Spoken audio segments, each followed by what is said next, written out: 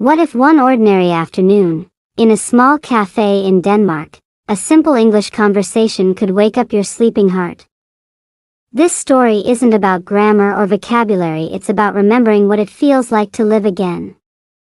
The quiet cafe in Aarhus. It was a cloudy afternoon in Aarhus, the kind of day when time feels slower than usual. The streets were calm, bicycles passed quietly, and a soft drizzle tapped on the windows. Inside a small cafe on Frederiksgade, a man named Erik sat by the window, holding a cup of coffee that had already gone cold. He wasn't really drinking it, he was just there. Watching. Thinking. Existing. Erik was 58. Retired early. His children had moved away. His wife, gone many years ago.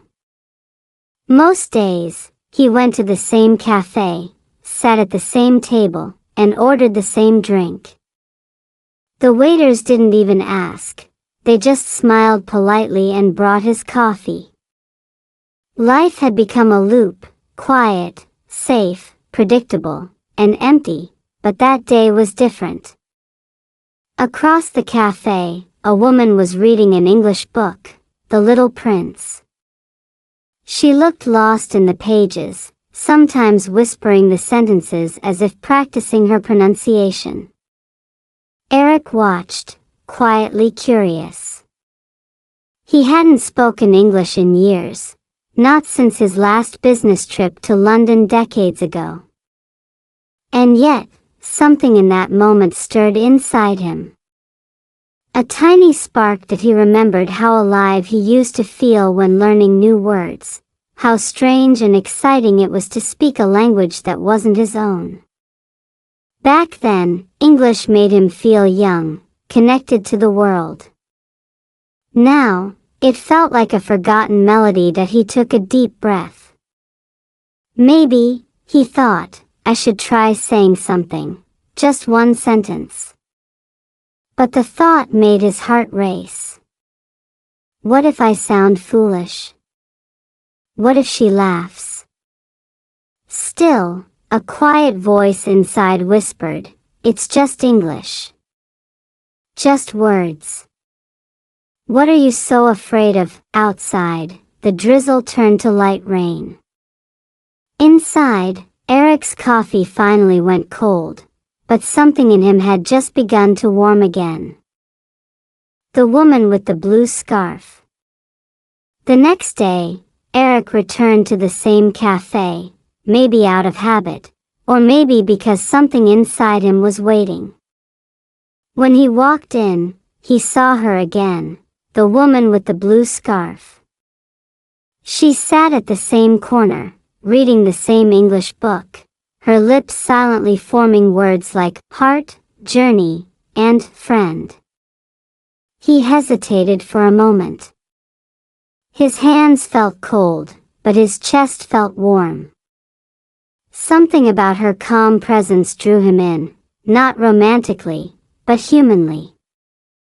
Like she carried a small light that reminded him life could still be gentle. He ordered his usual coffee, took a deep breath, and when the waiter left, he turned slightly toward her and said, in slow, careful English, excuse me, your English, very good.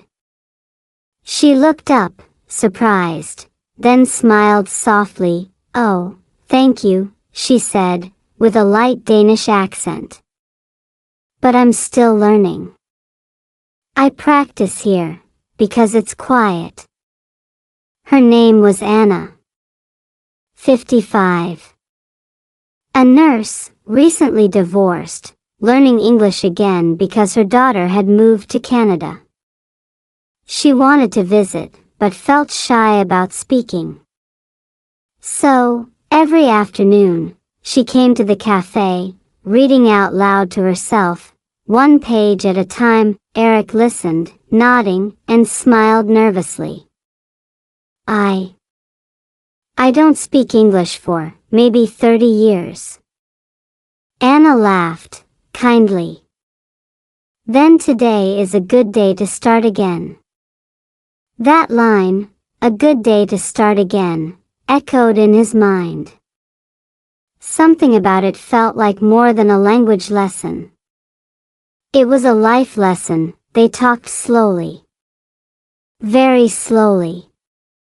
Sometimes in English. Sometimes in Danish. Sometimes with long pauses where they just smiled, searching for the right words. But there was no pressure. No judgment. Just two people rebuilding their voices, one simple sentence at a time. When he left that day, the air outside felt softer. The rain had stopped. And for the first time in years, Eric walked home not in silence, but humming a quiet tune in his head, like a language he was just beginning to remember. Small words, big feelings. The next afternoon, Eric came early. He didn't want to admit it, but he was looking forward to seeing Anna again. He ordered his coffee, sat near her table, and this time, she looked up first. "Hello again," she said slowly, smiling. Her pronunciation was soft, careful, like every word mattered. Eric smiled back. "Hello, again." Both laughed at the echo. They began to talk, in English, of course, though every sentence was a small adventure. Sometimes they had to stop and think. Sometimes they forgot a word and used their hands instead. Sometimes they laughed at their own mistakes until tears filled their eyes. "Yesterday, went to supermarket," Anna said, half embarrassed. Eric corrected gently, "Yes, went. But your sentence is good." She smiled. "Thank you. You good teacher." He shook his head. "No, you brave student." Those were small words. But inside them, there was warmth and courage. When you are older, learning something new feels like standing on a mountain again, afraid to fall. But every small word you speak becomes a step forward. As they talked, Eric realized how powerful small words could be. "Thank you. Sorry. Good job. It's okay." Each one, simple to say, but hard to mean. Yet, when spoken slowly and sincerely, they carried more emotion than long speeches. For Anna, every English word was a bridge toward her daughter, a way to be close, even from afar. For Eric, every word was a bridge back to life itself. To connection. To warmth, and maybe that's the secret of language. It's not just about speaking perfectly. It's about being brave enough to connect, even when your words are small and broken. That evening, as the cafe closed, Anna said, "See you tomorrow?" Eric nodded, smiling. Yes. Tomorrow. And somehow, that small word, tomorrow, sounded like hope. The coffee spill moment. The next day, Aarhus was bright and windy, the kind of weather that makes you feel awake, even if nothing special happens. Eric arrived a bit late. The cafe was busier than usual, filled with the smell of freshly baked pastries and the sound of quiet conversations. Anna was already there, waving at him with a smile that he walked toward her table, holding his coffee. "Sorry, I am," and then it happened. His hand bumped the edge of the cup, hot coffee splashed across the table, over Anna's book, and onto his sleeve. For a moment, silence, then Anna laughed, not mockingly, but with genuine amusement. "Oh. Hot love story," she said, holding up the dripping little prince. Eric froze, then started laughing too. The waiter came with napkins, and the two of them tried to clean the mess, still giggling like children. The other customers smiled, even the barista chuckled. It was ridiculous, and somehow beautiful. "Now," Anna said between laughs, "we have real story." "Yes," Eric replied, wiping the table. "Very hot chapter."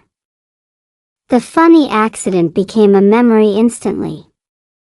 But it did something deeper. It broke the invisible wall of fear between them. They were no longer strangers cautiously practicing English. They were two people sharing a moment, real, human, messy, and full of laughter. Psychologists say laughter releases dopamine, the same chemical that helps memory and learning. That day, Eric didn't just remember new English words, he felt them. Hot, spill, mess, careful, sorry. Every word now had a story behind it, a feeling attached. When you learn a language through emotions, through mistakes, laughter, or even spilled coffee, your brain keeps it longer. Because it's not just grammar anymore. It's life. As they sat down again, Anna smiled and said softly, "You see? English can be funny." Eric nodded, smiling back. "Yes. And maybe, life too. Learning to listen, not translate." A few days later, Eric realized something had changed. He was no longer scared of speaking English.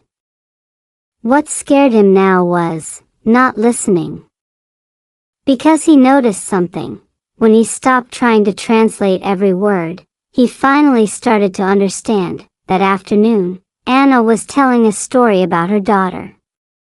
She worked in a hospital in Toronto, Anna said.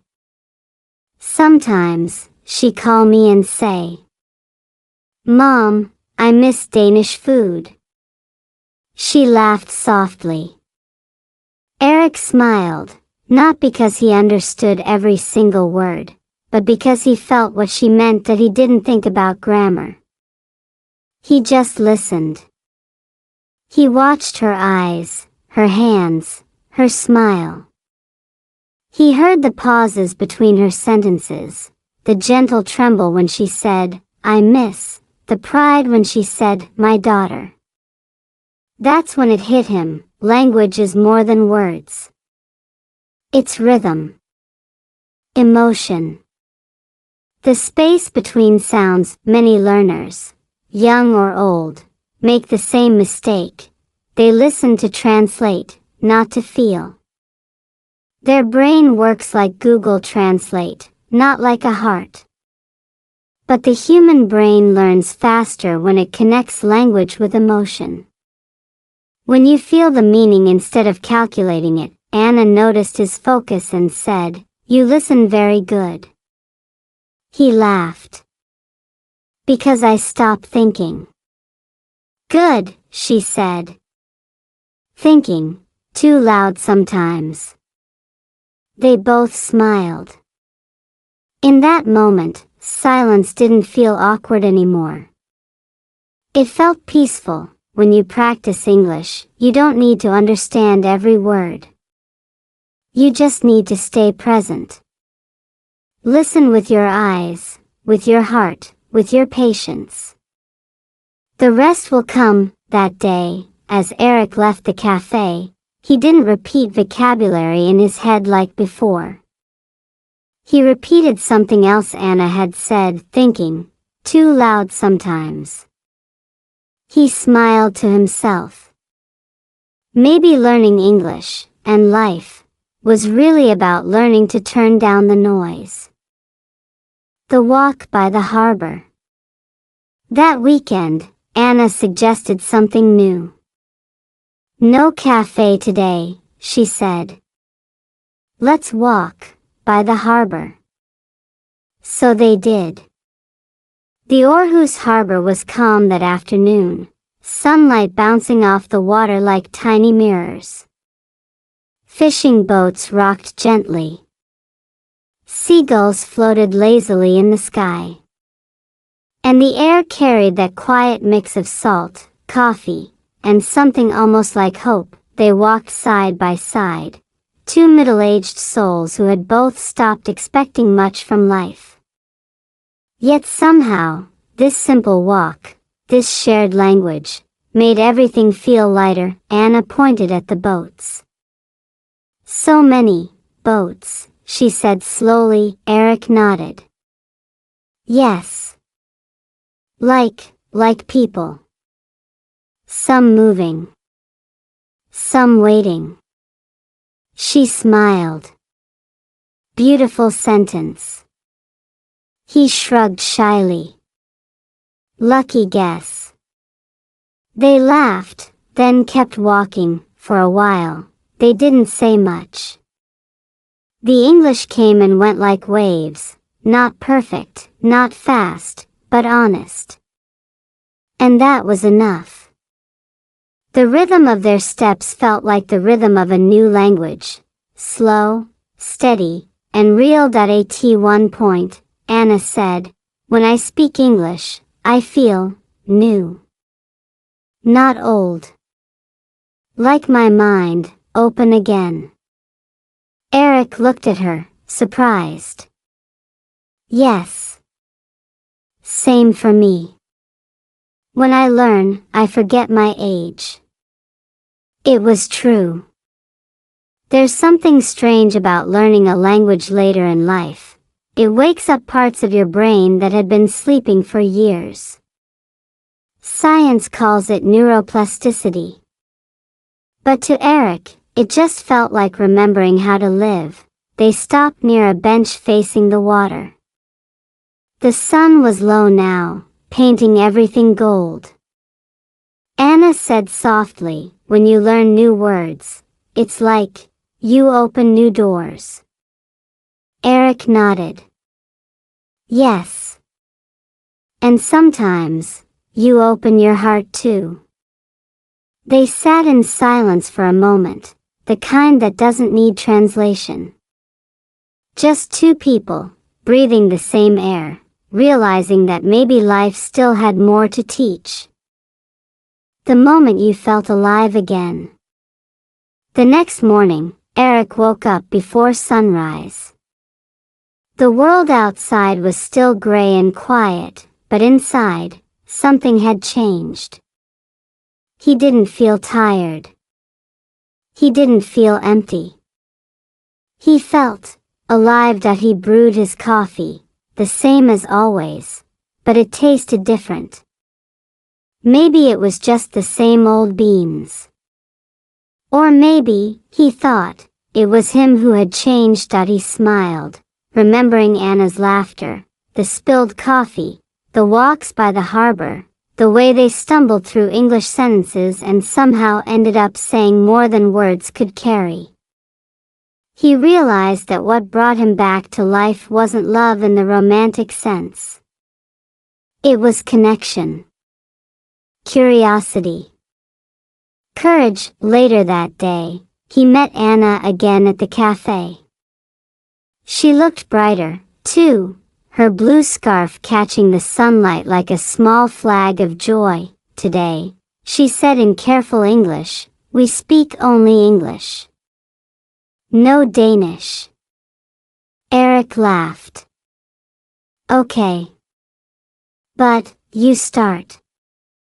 She grinned. "Deal." They spoke slowly, clearly, sometimes pausing, sometimes laughing. Their mistakes didn't matter anymore. Every wrong word was a step towards something right, something human. Halfway through their coffee, Anna asked, "When you speak English, how you feel?" Eric thought for a moment. I feel young. Not in body. In soul. She smiled. Yes. Me too. It's strange, isn't it? How a language can wake up your spirit. How something as simple as practicing English can remind you of courage, joy, and playfulness. Things we forget when life gets heavy. In that quiet cafe, two people in their 50s rediscovered what it meant to feel alive. Not through success or money, but through words, laughter, and a shared human heartbeat. Sometimes, you don't need a new life, you just need to speak it into being, one slow English sentence at a time. The lesson hidden in a cup of coffee. A week later, Eric was sitting alone again. Same cafe, same window seat, same cup of coffee. But this time, the silence didn't feel empty. It felt peaceful. He had a small notebook open in front of him, filled with English words written in his shaky handwriting, alive. Hope. Still learning. He smiled. The words weren't perfect. Some were crossed out, some rewritten. But that notebook was proof, not that he had mastered a language, but that he had started living again. Anna arrived a few minutes later. She waved, breathless from the cold. Sorry, bus late. Eric laughed. No problem. Wait happy. Wait happy, she repeated, then grinned. I love that. It sounds poetic. He shrugged. Maybe my English bad. But my feeling, true. Anna looked at him for a long second, then nodded. Yes. True English is not in grammar. It's in the heart. They clinked their cups together. The sound was soft, but it carried something powerful, a quiet celebration of courage, connection, and second chances. That afternoon, they read English phrases from a small book and practiced pronunciation. But more than that, they practiced life, listening, smiling, daring to be imperfect. At one point, Anna said, You know, when I started learning English, I thought it was too late. But now, I think it's never too late, not for words, not for dreams. Eric nodded. Yes. We just need one reason. One person. One moment. They both fell silent again, watching the light fade through the cafe window. And in that moment, something became clear. The real lesson wasn't about English. It was about hope, because sometimes, all it takes to find your way back to yourself is a cup of coffee, a few brave words, and someone willing to listen. A quiet kind of miracle. Winter came early that year. The streets of Aarhus were lined with lights, and the cafe smelled of cinnamon and warm bread. Outside, people hurried by in thick scarves. Inside, Eric and Anna sat by the window. Same table, same coffee, but everything felt different. They no longer met just to practice English. Now, they met to share life. Sometimes they spoke in English. Sometimes in Danish. Sometimes, not at all. Because once you've learned to really listen, silence becomes its own language. That afternoon, Anna looked out at the snow and said softly, Do you know what I think, Eric? He shook his head. I think learning English saved me. Not because I need it for travel or work, but because it gave me something new to reach for. Eric smiled. Yes. Same for me. Before. I just existed. Now. I live slow, but real. She nodded, eyes bright. It's like a quiet kind of miracle. They both laughed, that warm, human laugh that makes the world feel smaller and kinder. A few minutes later, a young couple came in, speaking perfect English. They ordered quickly, confidently. For a second, Anna and Eric looked at each other, almost embarrassed by their slow words and heavy accents. But then Eric whispered, "They speak fast." "We speak, true." Anna smiled. "Yes. True is better." And just like that, the moment of doubt disappeared, because language isn't a race. It's a bridge, one you build slowly, word by word, mistake by mistake, until one day you look up and realize you've crossed it. That day, as snow fell quietly outside, they finished their coffee and promised to meet again next week. Not as students, not as teachers, but as two people who had chosen to keep learning, keep feeling, and keep living. And if you've ever felt too old, too tired, or too late to start again, remember this: every sunrise is fluent in new beginnings. The moment you felt alive again.